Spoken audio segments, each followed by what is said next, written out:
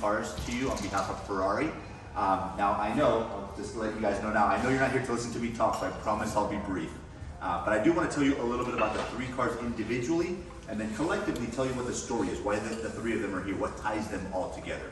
So starting with the big dog in the corner of the room there, the 499P Modificata. Those of you that follow the 24 Hours of Le Mans, you will know that that car is based on the 499P, the factory hypercar race car from Ferrari, that has won Le Mans 3 years in a row. Technically undefeated at Le Mans, all 3 years it's won.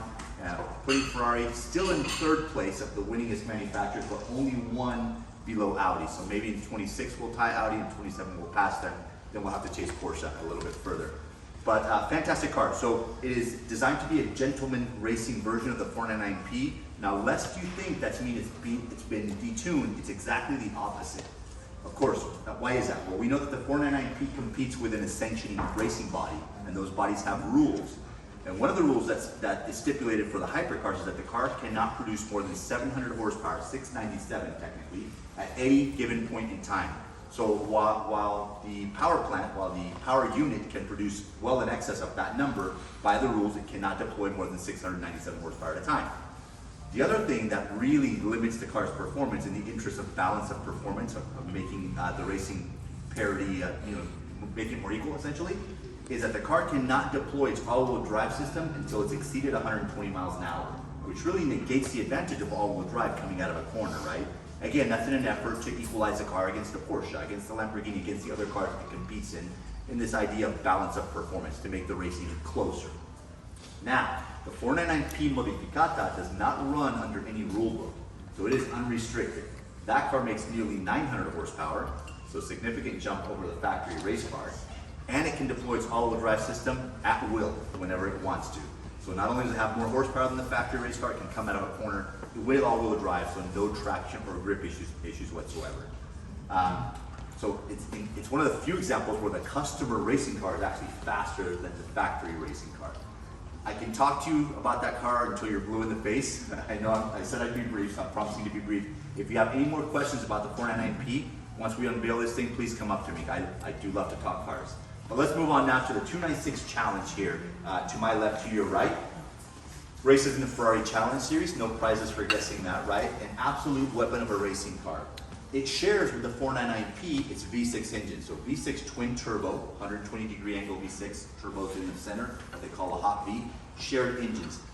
Borrows it from the 296 GTB in this case, but being a racing car, there are some things taken out of the road car to make it more reliable and a more sustainable, let's say, racing car.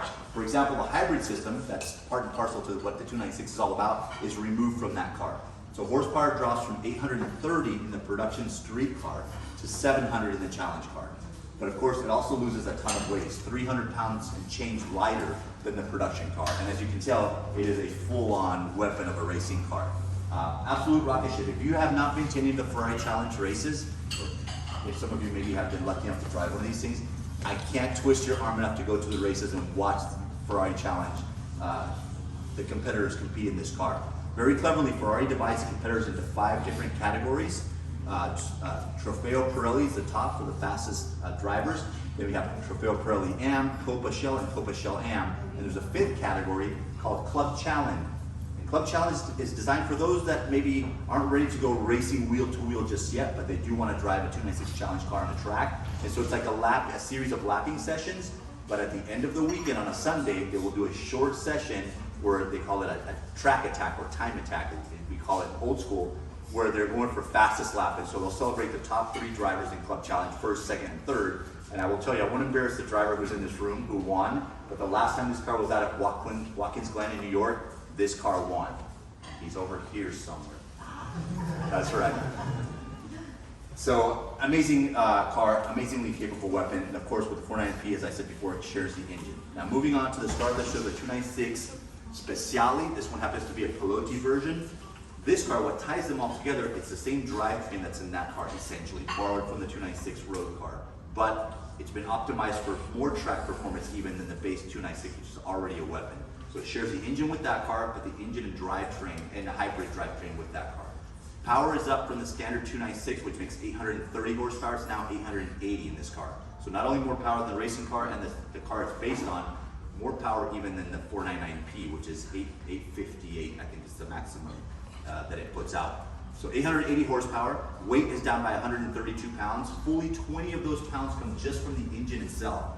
So much more exotic materials inside the engine. Already a light engine made 20 pounds lighter for this application. So less weight, more power, as you can imagine, it does the business. I promise I'll be brief, so I'm going to stop there. But if you have any questions about any of the three, once we unveil it, please ask. Ready to pull the cover off this thing?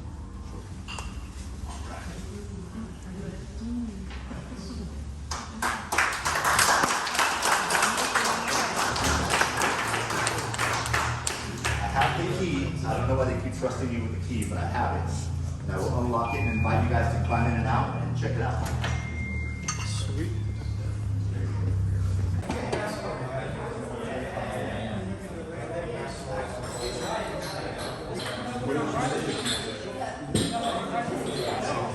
You know, he and I are. I'll play one in. No, really. Dude.